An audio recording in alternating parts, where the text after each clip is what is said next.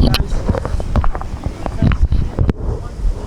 asking you is that, well, the question is for you, basically learn that in an interview I heard you saying that the key to your way of playing involves playing the wrong note. I'd like to expand that concept. Yeah, the idea of the wrong note was actually when I was taking lessons when I was a kid with Joe Satriani. Actually, he was telling me about when he was talking about music theory and how, you know, when you're dealing with theory, there's the right notes and the wrong notes. And he said sometimes the wrong note's the right note. And I think I've used that idea quite more than he would have liked. If that makes sense, you know. Yeah, sometimes the wrong note, you're expecting to hear a note, so if you play the wrong one, then it's livens it up a bit. Well, if it doesn't make sense, it's also good, because maybe you're saying the wrong thing. Exactly. I'm going to steal that from you from now on. It's cool. Do you think that this is for both of you, that playing good can make a conspiration against good music? I don't know if you understand the question.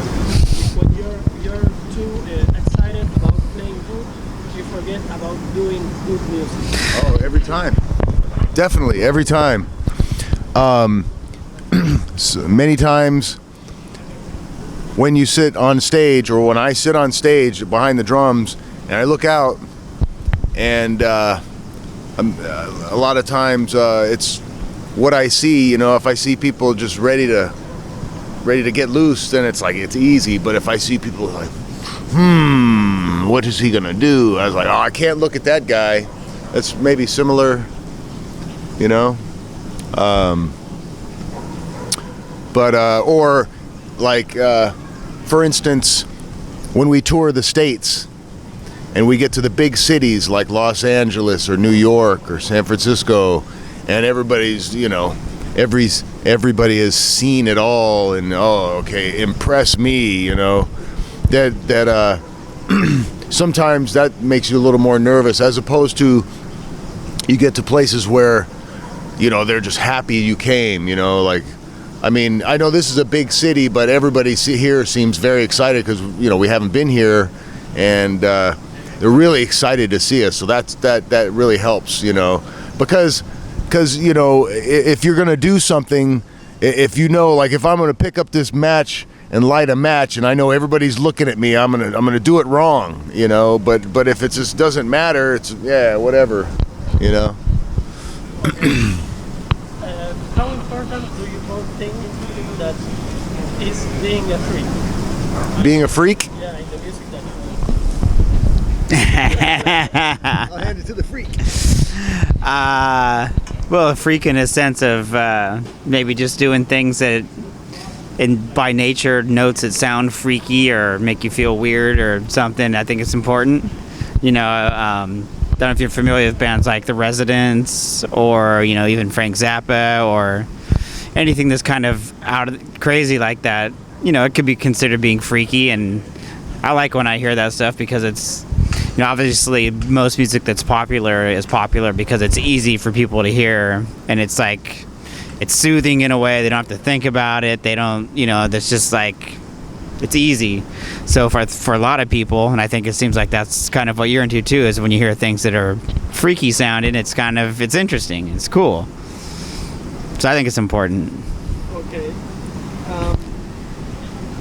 When I see the Primus videos in YouTube, the fans of the band write Primus sucks, and the people that like the band but are not really fans get angry with those people. I think they're actually saying that the band is a bad band. Right. Actually, you know what? I want to say that when I used to be in this band many years ago, it was before the band really made it, and people yelling Primus sucks, actually at that point, for me, it helped me, because it's like, oh, this sucks, it doesn't matter, cool, and, you know, then you can just relax and probably, you know, just be relaxed, and then the good will come out. But I think over the years, Primus sucks, you know, it kind of after a while, it's kind of like Primus. It's like, okay, there's no more, you know. Yeah, you know, if someone says, especially when you're starting out as a musician or in a band, it's scary to go up on stage, and if someone yells "you suck," you're like, oh man, it freaks you out. So, but if you already say it yourself, hey, we're Primus and we suck, then kind of takes that away from them. So then if someone yells "you suck," they go, oh yeah, it's a good thing. Right. And it actually started like a bad thing, like people telling you that you suck because... No, I think it started like he said. Yeah, we just kind of said it, we said, hey, we're Primus and we suck, and we had the mosquitoes as a mascot that, they suck, so it was kind of a joke, because especially back when this band first started, like, most bands took themselves pretty serious, so the idea of coming out on stage and saying, hey, we're Primus and we suck was kind of, it was funny, it was out of the ordinary. There was a lot of people trying to be Axl Rose back then who were very serious, so.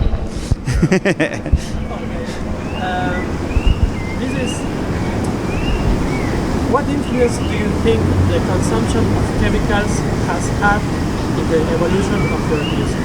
Chemicals? Any sort. Well, There's a rumor that there was a food where you took acid all to rub.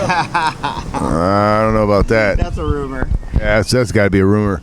Maybe some fans took acid the whole tour, and they came to every show.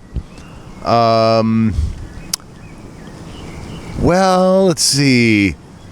I mean, for me, I'm not going to lie. I've taken a chemical a time or two, and maybe it helped influence me towards art or music. When I should have been studying in school, and I'm looking at the lined paper, and I just kind of start drawing something on the paper, I mean, maybe you don't need chemicals to do that, obviously, but I'll say the chemicals that I've taken have definitely steered me in the direction of, okay, like we would go sit down for a family dinner, a Thanksgiving, or Christmas, and I'd have the relatives saying, well, Jay, so you're considering a career in music, huh? Well, let me tell you, there's not that big a chance that you're going to make it, but they are hiring out at the airport right now. Maybe you should check that out. And I just like, I don't want to hear that. But, I think for a lot of people that, reality sets in. So maybe a little bit of escape from reality helps reconfirm that you can play music. Of course, myself, I've been very fortunate and lucky to get to a point where I kind of can stick my head out of the sand and go, hey, well, it's working. All right, let me take some more chemicals. So... Yeah, chemicals. Hey, it worked for Hendrix, right? One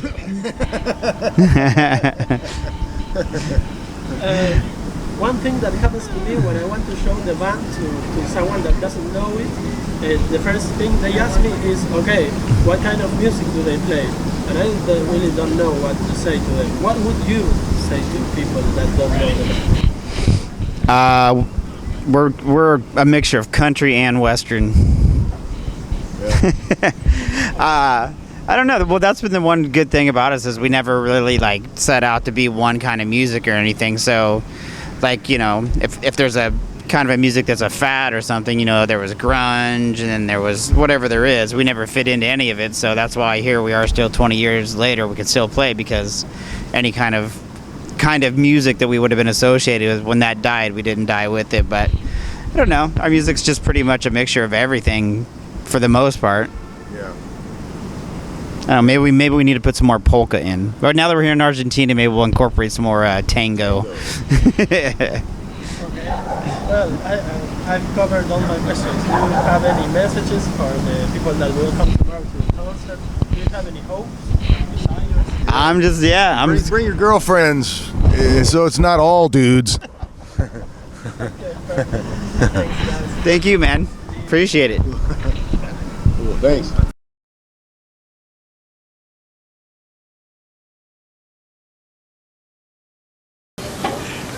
All right. What do you think? You sure you want to ride on the front, or should we do on the side? Wherever you want. All right. Well, do you play this bass? Yes. Play it. This is like my bass. This is my only bass, actually. You can see actually here the mark of my thumb. Oh, really? That's where your thumb's at? Yeah. That mark right there? Yeah, because I grab it like this. Oh, okay.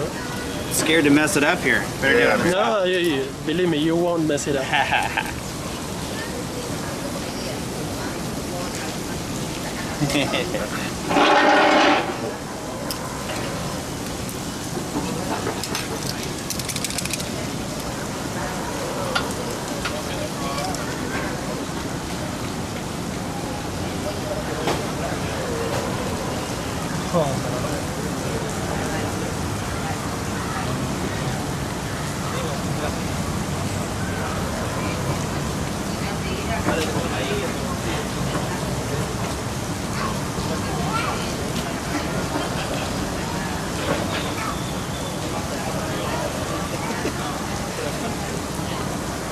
That's awesome, dude. Thank you very much. Cool, man. There you go. Did you capture it? Thank you, Les. Thank you very much.